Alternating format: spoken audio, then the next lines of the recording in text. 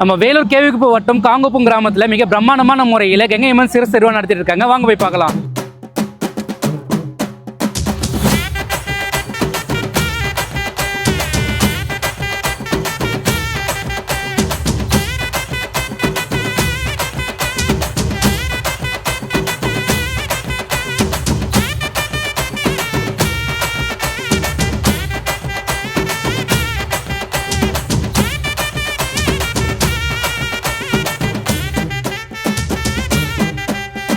கேட்டா கொடுக்கிற பூமி இது, கேட்காம கொடுக்கிற சாமி இது.